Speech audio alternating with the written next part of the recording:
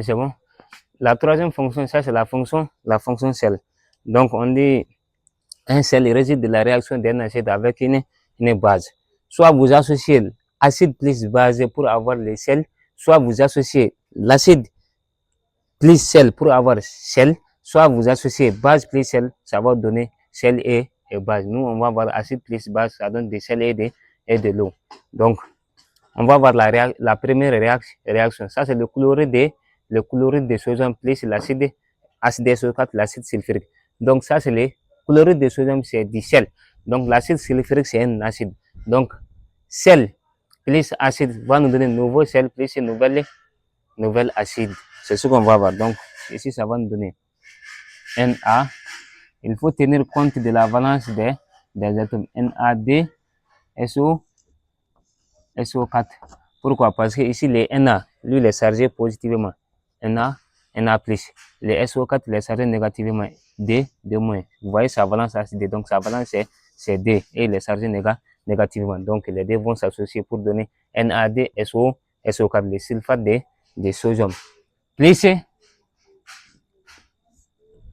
maintenant N plus HCl, l'acide chlorhydrique. Pourquoi? Ici, parce que le sel, les chargés négativement, c'est moins, et HC, c'est plus.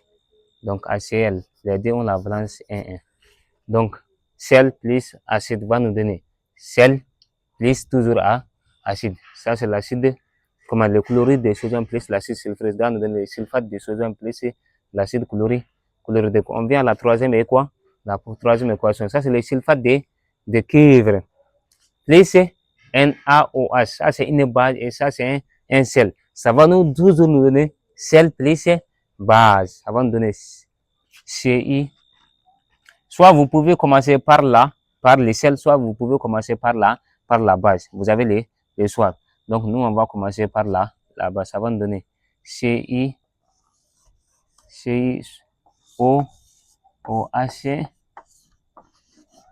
CuOHD plus Na plus NAD, SO4. Vous voyez? Donc, le sulfate de cuivre plus l'hydroxyde de sodium va nous donner l'hydroxyde de cuivre plus le sulfate de sodium. Pourquoi? Le cuivre, sa charge c'est positif. Ici, le OH, sa charge c'est moins. Donc, le cuivre ne peut pas s'associer à l'atome de sodium. Pourquoi? Parce que le cuivre est chargé positivement et l'atome de sodium aussi est chargé positivement. Donc ici, c'est le chlorure de fer plus l'hydroxyde de sodium. Ici, c'est le sel. Ici, c'est une base. Ça va toujours nous donner sel plus base. Ça va nous donner donc Na. Ici, on peut commencer par le sel. Na, c'est le chlorure de sodium. NaCl plus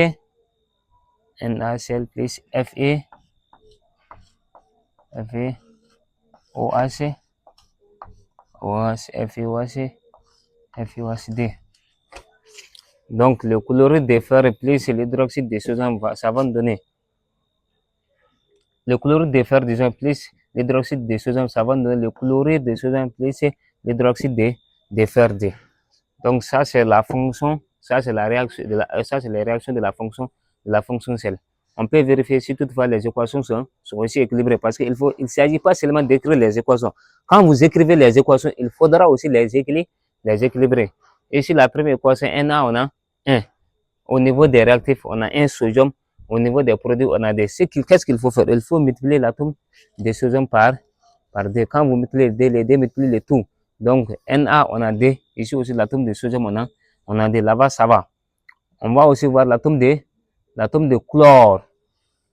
Regardez, NaCl, le chlore, ça devient comment? Ça devient 2. Parce que quand vous multipliez les 2, si les 2 multipliez les tout, donc le chlore devient 2 au niveau des réactifs.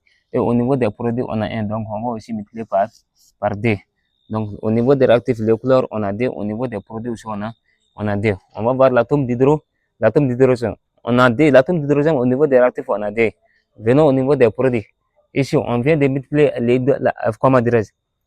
L'acide chlorhydrique par 2. Donc, les 2 multiplient les tout, les H et les Cl. Donc, l'atome d'hydrogène aussi devient 2. L'atome de soufre, au niveau des produits, on a 1. Au niveau des réactifs, on a 1, disons. Et au niveau des produits aussi, on a 1. L'atome d'oxygène, au niveau des réactifs, on a 4. Au niveau des produits aussi, on a 4. Donc, ça veut dire que l'équation est équilibrée. Revenons à la deuxième équation. Le sulfate de cuivre plus l'hydroxyde de sodium, ça va nous donner l'hydroxyde de cuivre plus le sulfate de sodium. On va voir si toutefois l'équation est équilibrée. Le cuivre, au niveau des réactifs, on a 1. Au niveau des produits aussi, on a 1. L'atome de soufre, au niveau des réactifs, on a 1. Au niveau des produits aussi, on a 1. On va voir l'atome d'oxygène. L'atome d'oxygène, ici, on a 4. Plus 1, ça fait 5. On va voir au niveau des produits. Ici, on a 2, parce qu'ici, entre parenthèses, ici, il y a 2, et ici, il y a 4. Donc, en tout, ça fait 6. Alors qu'ici, ça fait 4. Donc, on va multiplier ici par 2. Ici, on a 4. Ici, on a 2. Quand vous les additionnez, ça fait 6. Ici aussi, on a 2. Ici, on a 4. Quand vous les additionnez, ça fait 6. Donc, l'atome d'hydrogène est équilibré. L'atome d'hydrogène est équilibré. On va voir aussi l'atome d'oxygène est équilibré. On va voir l'atome d'hydrogène. L'atome d'hydrogène, ici, on a 2. Ici aussi, on a 2. L'atome d'hydrogène aussi, on est équilibré. Revenons à la troisième équation. Le chlorure de fer plus l'hydroxyde de sodium, ça va nous donner le chlorure de sodium plus l'hydroxyde de fer D. Donc, on va voir si toutefois l'équation est équilibrée. Le fer, au niveau des réactifs, on a 1. Au niveau des produits aussi, on a 1. Là-bas, ça va. Le chlore, au niveau des réactifs, on a 2. Au niveau des produits, on a 1. Ça veut dire que là-bas, il y a un problème. Donc, ici, on va essayer de multiplier par 2. Quand vous mettez 2 ici, les 2 multiplient le tout. Donc, le couleur ici, on a 2. Ici aussi, ça devient 2. Les Na, ici, on a 2. On a 1, disons, au niveau des réactifs. On vient de le multiplier ici par 2. Donc, on est obligé ici de multiplier ici aussi par 2. Donc, ici, ça devient 2. Ici aussi, ça devient 2. L'atome d'oxygène, ici, on vient de multiplier par 2. Donc, les 2 multiplient le tout. Ça devient 2. Ici aussi, l'oxygène est entre parenthèses. Donc, ça, on a 2 atomes d'hydrogène, 2 atomes d'oxygène. L'hydrogène aussi, on a 2. Ici aussi, entre parenthèses, l'hydrogène. Donc, on a 2 atomes d'hydrogène. Ici aussi, c'est la même chose. Il faut savoir les signes pour pouvoir équilibrer les équations. Pour pouvoir écrire les équations et tenir compte des valences. On va revenir à la première équation. Les Na, on sait que sa charge, Na, sa valence, c'est 1. Et c'est le Na+. Ici, c'est le Na+. Le Cl, on sait qu'il est chargé négativement et sa charge, c'est la charge, elle a une seule charge. Donc, ici, c'est moins. Plus, ici, l'hydrogène est chargé positivement. Sa valence, c'est 1. Elle a la valence 1. Et SO4, ce sont des radicaux. Donc, SO4, D-. Les D, c'est ça. D- sa valence. Donc, pour écrire l'équation, quand vous connaissez ça, c'est très simple. Les atomes qui ont des mêmes charges se repoussent. Parce que plus et plus, on ne peut pas les associer. Maintenant, moins et moins aussi, on ne peut jamais les associer. Donc, les plus vont capter les moins et les moins vont capter les plus. Vous voyez ici, les Na, il est plus. Ici aussi, les A, c'est plus. Donc, on ne peut pas les associer. Donc, les Na doivent obligatoirement s'associer à SO4D-. Donc, ici aussi, c'est moins, ici, c'est plus. Donc, les deux aussi vont s'associer. C'est ce qui nous donne NaSO4, Na. Maintenant, ici, vous voyez, la valence de SO4, c'est 2. Donc, lui, l'atome de sodium va prendre la valence de sulfate. NaD, SO4 plus. Ici aussi, les deux ont la valence unique. Donc, plus HCl. C'est toujours comme ça. Même la deuxième équation, c'est pareil. Parce que ici, on a CI. Donc, ici, on a simplifié parce que la valence de cuivre, c'est 2 et la valence de sulfate aussi, c'est 2. Donc, on prend pas compte. Normalement, c'est les CID plus et SO4 D- plus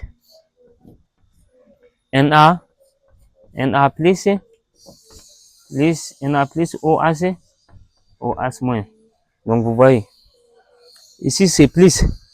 Le D+, va aller s'associer à COH-. Et CD, les sulfates va aller s'associer à l'atome de sodium. Donc, c'est ce qui nous donne. Vous avez le choix de commencer par la fonction sel, soit vous pouvez aussi commencer par la fonction base. Donc, ici, on aura soit, c'est la même chose, hein. On va commencer Na. Maintenant, vous voyez ici, sa valence c'est D. Donc, le Na va prendre la valence des sulfates. NAD, SO4, plus les CI, plus les CI. Ici aussi, vous voyez, les CI a la valence D. Ici, l'hydroxyde a la valence CI, OH, OHD. Donc, la troisième équation aussi, c'est la même procédure. Donc, c'est ça qu'on appelle la fonction sel. Pour avoir un sel, c'est très facile. Soit vous additionnez l'acide, vous faites la réaction de l'acide sur une base, soit vous faites la réaction entre un sel et un acide, soit vous faites la réaction un sel avec une base. Vous allez toujours avoir du sel. Donc, ça, c'est la troisième partie.